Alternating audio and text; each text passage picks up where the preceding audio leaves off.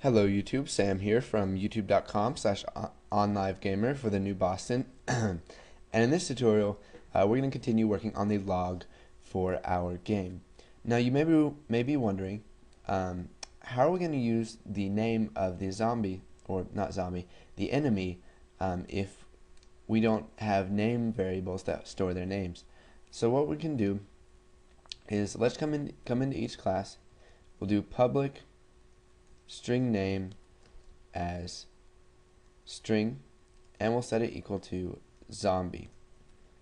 Now there is one problem with this. This would seem like a simple solution, but if we come over here to form1.vb, form1.vb, you can see that current enemy is of type enemy, and so anything that current enemy can do, enemy should be able to do too. So if we're calling a current enemy function here, or a method, or a variable, enemy has to contain that variable. So come over here and we'll get rid of this. That's not needed. So we'll do public string name as string. And you can ignore that thing I was just deleted, because I was just experimenting with the code. So we've got public string name as string. So now we can come in here. You can see that we get a message that says it conflicts with string name in enemy. So in order to get rid of that, instead of redeclaring string name, we can just go ahead and set that equal to a value. So it's going to be zombie. And we need to go ahead and copy this, or we'll cut it, and we need to put it in our constructor.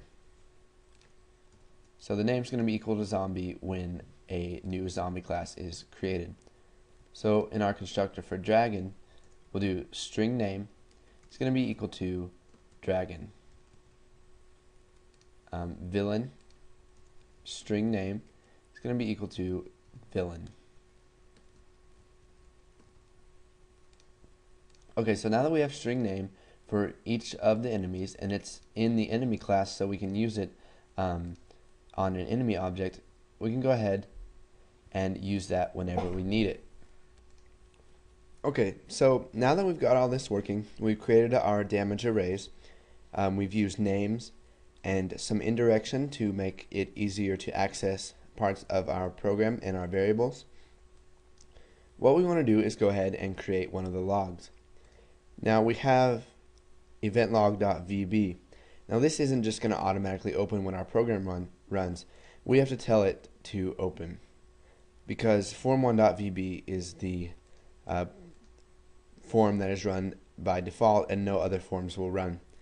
So we need to come into form1.vb, and whenever it loads, we need to create a new log. So we'll just declare one of those. So dim new log as new event log,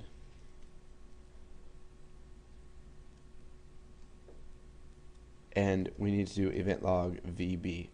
Now it looks like we lucked out here, because there's already an event log built into Visual Basic, so we did event log VB. So after that's done, what we need to do is type new log.show, so it will show us our new log.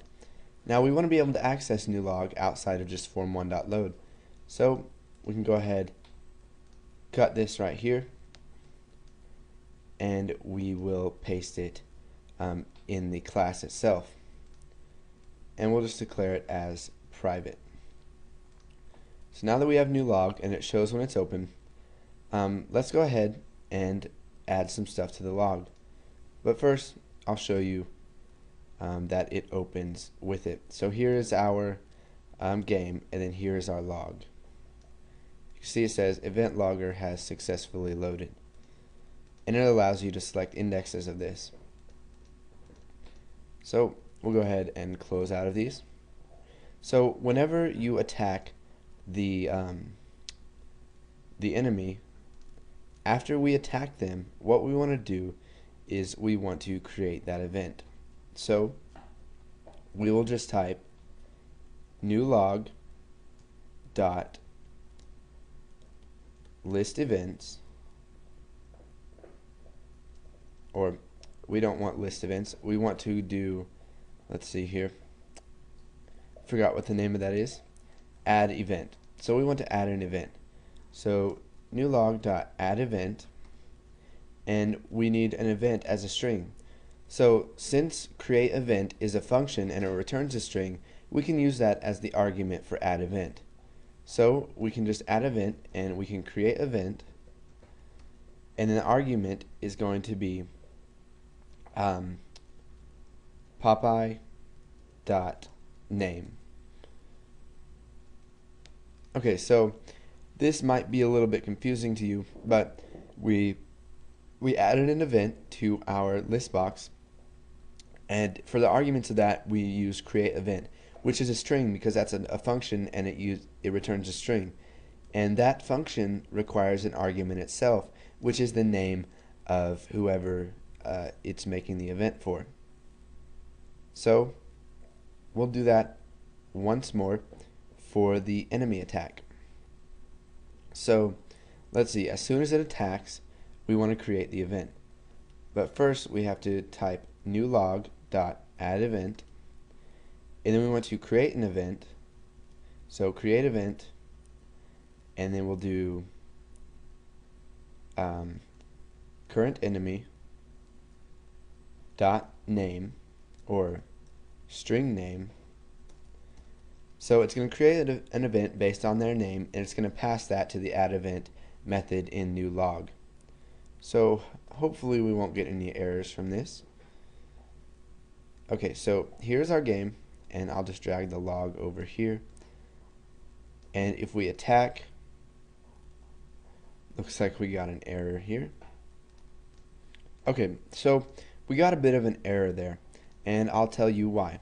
So whenever Popeye, it adds the log for Popeye, it says hero.attack damage, which is an array of integers, and it uses at index of attack num. Now we can't put an integer into a string, an argument that takes a string, or returning as a string, we can't put an integer in there. So we need to convert that to a string. So this is going to be the number, this is going to be the damage that is returned, which will be an integer, and then we just convert that integer to a string. So we'll do that once more for this one. So current enemy for the attack damage to string. So we've converted each of those to a string. Now we'll go ahead and try this one more time.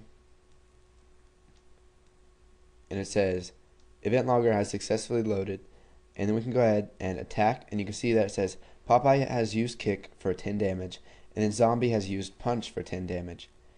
And let's just use spinach. Now you can see that it says 10 damage right in here.